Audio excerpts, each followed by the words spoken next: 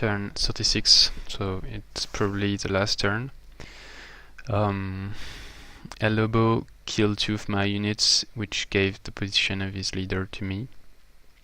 So first he killed a scout, and then he killed a marauder,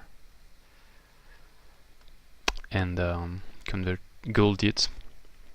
So I moved one of my 4 monster hunters here, actually here, and I checked the Marauder was still here and the leader was next to it. So then I checked where his army was and I found it here. So I sent my troops to kill it, and I lost only 2 units, a cavalry and a sphinx. And so now he has no army, so that's the end. And probably I have 2 options. I can cast this march. I have 2 options. I can cast it on the stack here, but then I've got only these 5 units fighting. Or I could cast it on the units there, and I can get 6 units fighting. This 3 of this and 3 of this, more or less. But anyway, it's not really important. So because anyway, if I don't kill him this turn, I'm going to kill him next turn. So I think it's better to use these units. Unfortunately, I cannot get these 2 berserkers and the units there, because the berserkers will not have enough movement points to arrive here and be able to attack on this X. So I'm going to attack on this X. So I think I'm going to choose the option of these units and see. And if it fails,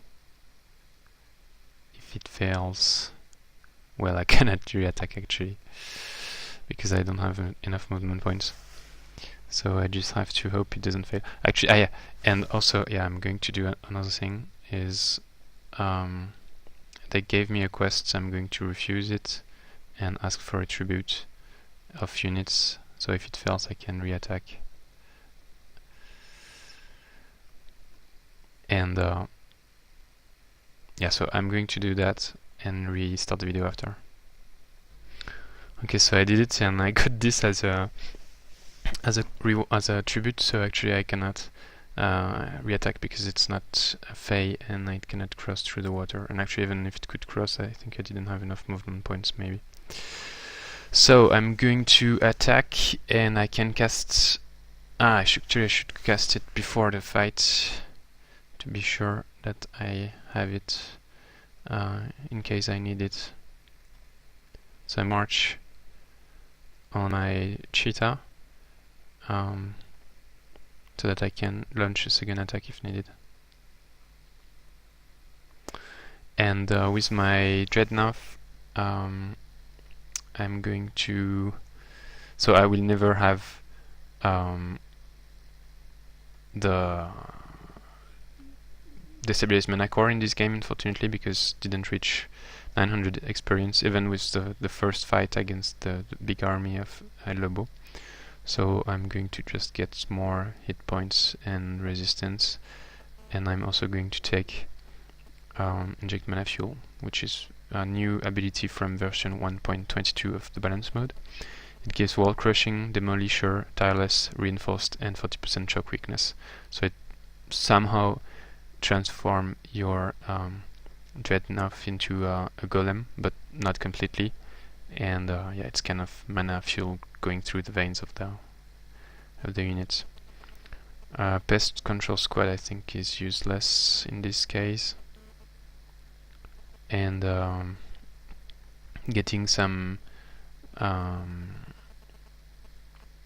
where is it? Invention is useless because you cannot use the casting points this turn. You need to wait the next turn. And Bomb Squad is too dangerous because I could kill my own units. So instead, let's just take a lot of HP and resistance.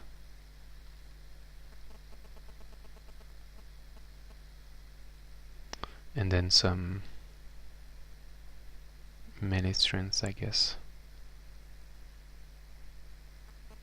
and range, and that's it. And then let's see if I win.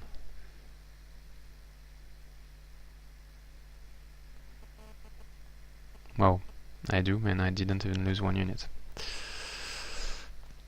So game over. I'm going to recap what happened in this game and score.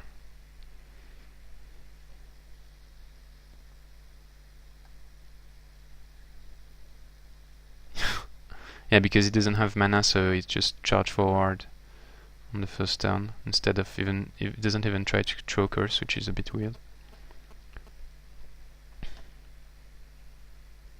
And so I can just flank him, and he's dead on the first round, I think.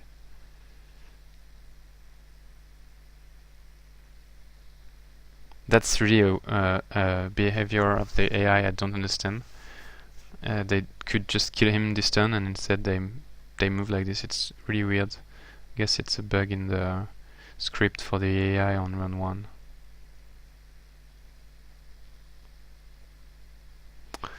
And that's the end, because it doesn't have a throne, so leader dying means game over. So let's see the stats and then get back to the map.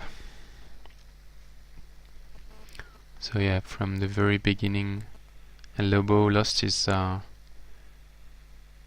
on run 2, and so he got a very poor start, and then was not really able to catch up. Yeah, that stage actually was quite good, but then I picked up after turn 9, and then he was always behind, and the spread grew, especially after I made him, I guess. Right, probably here where I took some cities, I think. If we look at knowledge, it's also quite wide, especially since I built all these observatories and labs to get the gold bonus, and also I cleared some sites which gave me a lot of knowledge. In terms of happiness also, he got very negative happiness in the end, because he didn't have any gold left, whereas I was either to 0 or at the end I got positive happiness thanks to Heptatopia and Wealthy Empire. In terms of military, big difference, obviously. Sure, I don't remember exactly what happened. Oh, that's where I met him. Then I lost some units. In terms of domain, also a big difference. At the beginning we were more or less equal. He got the growth from killing units because he's necromancer, but then when I started to really settle stuff, was a big difference. So if we go back to the map, so Lobo started on the surface here, and his closest independent city was here. So and here it was rapids, so he had to move all the way around through water if he wanted to reach the human independence. So it was quite difficult for him, bad map for him, and the rapids went all the way through here, so he had to move all the way without any cave entrance up to here. But then I think he made some bad strategic decisions, in addition to the fact that he lost all his army on round 2. Bad strategic decisions of not going on the ground, and also not settling. I don't know what happened to him, and I would be interested to get this feedback on this. But he didn't settle anything in this area, which is quite bad, and put him behind in terms of economics. Then he went this way, and when he arrived here at the outpost, Goblin outpost, we met with one of my scouts. Then he was clearing here, and that was basically the end of the game when he arrived here. Whereas I did much more movement. So I started on the ground here, at the opposite of the map. The closest outpost independent was this one, and so I cleared stuff in this area which took me some time, so I had a relatively slow start in terms of clearing. I settled this, then this, got the outpost with me, then went to clear in this area, then came back to do a quest at the dragon dwelling, and then things really started to roll over after this, because I decided to go on the move toward El Lobo. And I settled this. I had a second team with a Dreadnought clearing this area, settled here to get the heart, which gave me plus 10 CP, and then moved with my Dreadnought, cleared here, settled here, cleared this area, cleared, did a quest at the Fae, and then moved in this area, and then that was the army that was here, and killed him. At the same time, so I was at the dragon.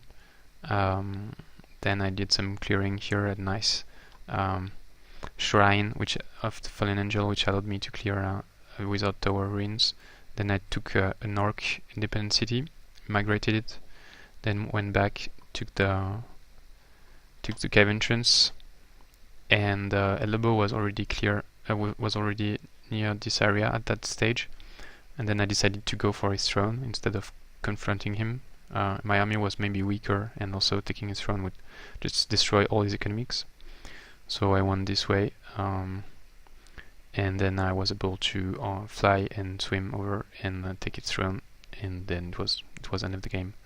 I took back this also. He took it back again, but his army was blocked here, and I had one army here coming back. So the key, I think, in this game was very bad map for El Lobo and bad strategic decision in terms of settling and movement, and myself prioritizing the attacks and able to reach him around turn 30 and destroy him. And then that was the end. So in a game like this, Duel, highly recommend to take the dwelling at the middle. You've got much more, many more high-level sites in the middle of the map. You can get nice rewards at the quest with the dwelling, so that's definitely what you have to do. Thanks for watching these videos. I hope you enjoyed them, and please leave comments on the comments of YouTube. See you at my next match on round 5. Bye bye.